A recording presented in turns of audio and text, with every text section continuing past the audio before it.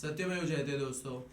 तो 2 दिन पहले मतलब 9 दिसंबर को अतुल सुभाष करके एक आदमी है जिन्होंने सुसाइड कर लिया है। वो 34 साल के सिर्फ, और उन्होंने सुसाइड इसीलिए किया है, वो बाकायदा वीडियो और कितने बहुत सारे पन्नों के इंग्लिश में पूरा लिख के गए हैं पॉइंट वाइज कि क्या क्या उनके साथ हुआ है। तब जाके उन्होंने सोशल मीडिया पे डाला, तब जाके लोगों की नज़र पड़ी ये चीज़ पे।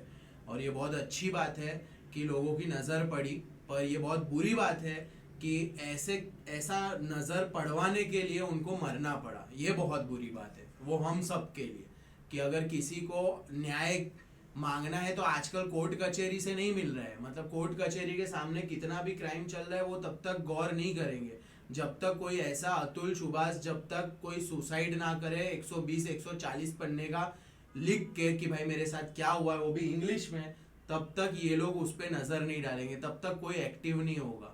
तो वैसे ही ये अपनी पत्नी से बहुत ही प्रताड़ित हुए थे। मतलब इन्होंने 9-10 कलम लगा दी थी केस की, जिसमें 302 भी था, जिसमें उन्होंने अपने बाप का मतलब मर्डर का, मतलब लड़की ने अपने बाप का मर्डर कि मेरे पति ने किया है वो भी डाल दिया था। तब फिर वो बीच में फिर कार्यवाही हुई क्योंकि उनकी 10 साल से दवाई चल रही थी। आप सोचो, कोर्ट ने फिर माना ये तो बेबुनियाद। तो जो हमारे भाई अतुल, जिनकी पत्नी निकिता सिंघानिया करके, उनके उनके भाई के लिए भी बहुत मदद की अतुल भाई ने। उनको पहले भी पैसे दे चुके थे बहुत सारे, जैसे कि 5 लाख, कभी 14 लाख, कभी 50 लाख। वो जब मांगना शुरू किया ना, तब ये नया ये केस डाल दिया कि भाई अननेचुरल सेक्स, डोमेस्टिक वायलेंस, उत्पीड़न, मारम पीटी ये सब मेरे साथ हो रही है, तो मैं जाके केस करती हूँ यूपी में जानबूझ के, ताकि अतुल जो बेंगलुरु में काम कर रहा है, जॉब कर रहा है, एआई इंजीनियर था वो, मतलब अच्छी खासी पगार होगी उसकी, तो वो वहां पे बिजी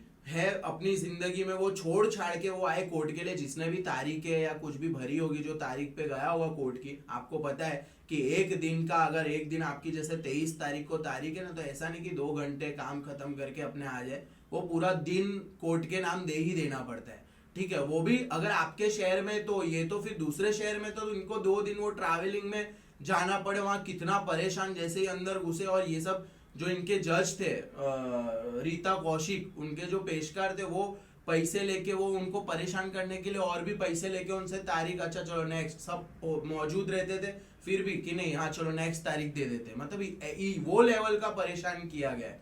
और फिर थोड़े टाइम में तो उन्होंने फास्ट ट्रैक में पूरा केस रख के, जो स्पीड में चलता है फास्ट ट्रैक में, तुरंत तुरंत तारीख पड़ती, मतलब तुरंत तुरंत आना पड़े। जैसे वहां गए, फिर वहां अप्लाई करना पड़े छुट्टी के लिए कि भाई मुझे छुट्टी चाहिए, मेरा ऐसा केस चल रहा है यूपी में, तो वो अप्रूव करे, फिर ये यहाँ पे आए तारीख में। और वो फास्ट ट्रैक तुरंत तुरंत में, मतलब हफ्ते में, फिर अगले दूसरे हफ्ते में, 10-10 दिन में ऐसी तारीखें पड़ रही थी। तब ये डिसाइड किया जज ने, बिना जाने समझे, बिना चेक किए कि ये सही में हो रहा है कि नहीं हो रहा है, बिना कोई सबूत के, बिना किसी चीज के, वो मेंटेनेंस और खाता खोरा की, क्या बोलते हैं ना कि मेंटेनेंस, भाई जब तक आप लोगों का ये केस चल रहा है, जब तक ये जिंदा रहेंगे, तब तक इनका बच्चा जो 2 महीने का था उसके नाम पे 40,000 और बीवी के नाम पे 40, टोटल 80,000 का मेंटेनेंस हर महीने। सोचो इससे बढ़िया कमाई क्या हो सकती है भाई।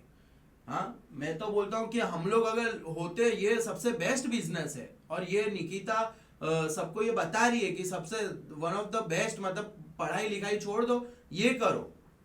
80-80 हजार रुपए आप सोचो महीने के, बिना कुछ किए, बस एक पति अतुल जैसा होना चाहिए जो सहन करे।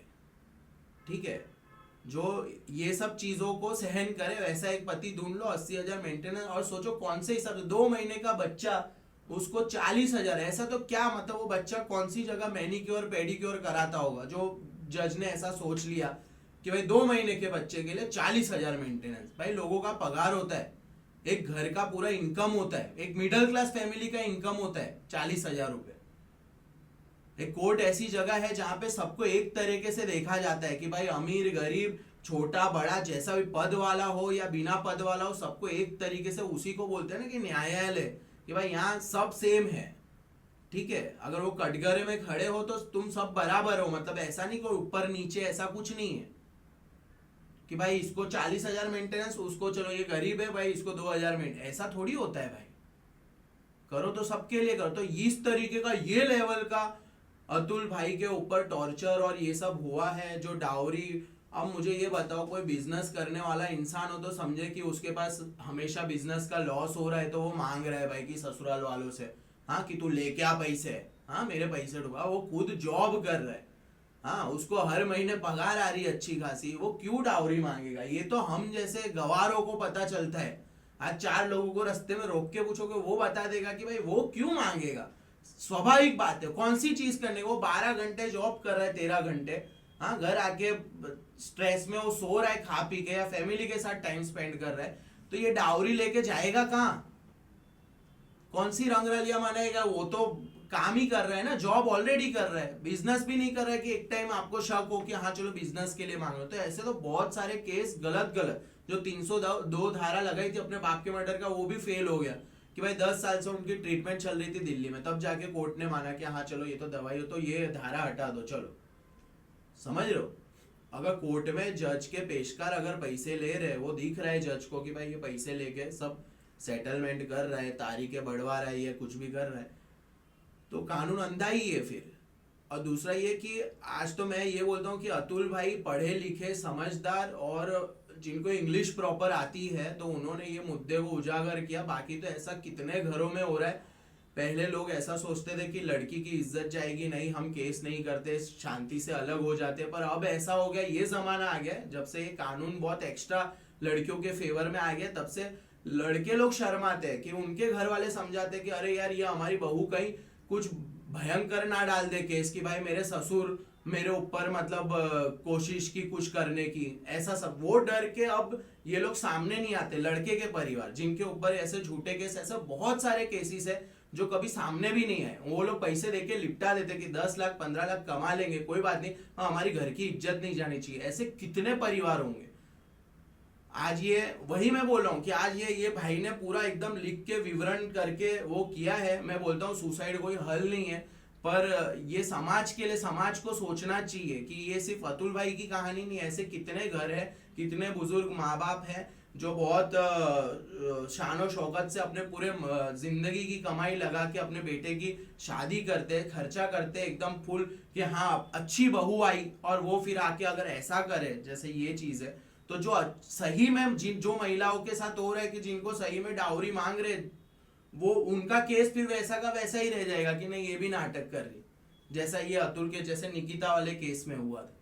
तो ये निकिता जैसी औरतें और निकिता के परिवार जैसे लोग ये चीज का जो फायदा उठा रहे हैं कानून का, जिनको नॉलेज है कि हाँ भाई इस तरीके से फायदा उठा सकते हैं, ये कलम लगा सकते हैं, इससे ये 10 केस ठोक सकते हैं, तो ये परेशान होगा तो ये देगा, हाँ 3 करोड़ रुपए, मतलब करोड़ों रुपए लेके और फिर उसी पे केस करके और करोड़ों रुपए लो, मतलब ये सिस्टम सेट कर दिया था। कानून के साथ इनका कोलेब्रेशन था, क्योंकि इसको क्या आइडिया था कि कानून में क्या क्या आता है स्टेजेस, जो नॉर्मल जिनके साथ हो रहा है ना उनको नहीं पता कि ये लेवल का कानून बना है, पर उसको कैसे यूज करना है। पर ये जो गलत लोग हैं उनको पता है किस तरीके से यूज करना है। तो मेरा सिर्फ मैसेज यही है कि जितने भी लोग मतलब आसपास आप देख रहे हो, अगर आपके आसपास भी ऐसा कोई केस हो रहा है कि जो आपको पता है कि बाजू वाले घर में, हम जानते हैं घर अच्छा है और उनके घर में ये लड़की ने झूठा केस डाला है कि इसका पति मारता है, ये करता है, वो करता है, डाउरी मांग रहे हैं, कुछ भी कर रहे हैं, तो आप लोग एज अ सपोर्ट में उनके खड़े रहो कि भाई ये चीज मुद्दा लाओ बाहर, उनको हिम्मत दो कि भाई ये शर्म लज्जा ये सब चलो छोड़ो। जब अगर उसने सामने वाले ने अगर ये चीज अपनाया है गलत तरीका, तो गलत मत होने दो किसी के भी साथ। एक के साथ आप खड़े रहोगे ना तो दूसरी बार ये किसी के साथ नहीं होगा। और दूसरा, कोई अतुल सुभाष को ये नहीं करना पड़ेगा कि वीडियो बना के लोगों के सामने अपनी बात रखनी पड़ेगी, कि अकेले सफर नहीं करना पड़ेगा जो इतने टाइम से हमारे भाई ने सफर किया, कि इतने 2-3 साल 2019 से लेके अभी तक जो उन्होंने सफर किया। उनका प्यारा सा बच्चा जिसको मिलने नहीं दिया जाता था, आप सोचिए कि वो इंसान ने कितना स्ट्रगल करके तब जाके ये फैसला लिया। तो ऐसा किसी के साथ ना हो, तो ये आपको अब मुहिम छेड़नी पड़ेगी मर्दों के लिए भी, कि ऐसा नहीं है तो इक्वल है। फिर ये कोर्ट कचहरी में अगर जैसा हम किसी को मिलते भी है, वकील भी बोल देता है कि आपको तो पता है कि 75% देखो लड़की के, अरे पर बेबुनियाद केस है ना भाई, उसने लिखा है कौन सी चीज है जो हो ही नहीं सकती। जैसे कोई भी एक आम इंसान भी पढ़ेगा ना कि इतना भयंकर तेल में हाथ डाल देते थे, ऊपर से लटका देते थे, ये करते थे, वो करते थे, ये तो कोई गवार इंसान भी पढ़ के बोल सकता है कि भाई ये गलत चीज है। और वो चीज़ भी कोर्ट में अगर मानी जाती है, उस पर भी केस लड़ा जाता है ना, तो फिर कानून सिस्टम बदलने की ज़रूरत है हिंदुस्तान को। सत्यमेव जयते। Love you all.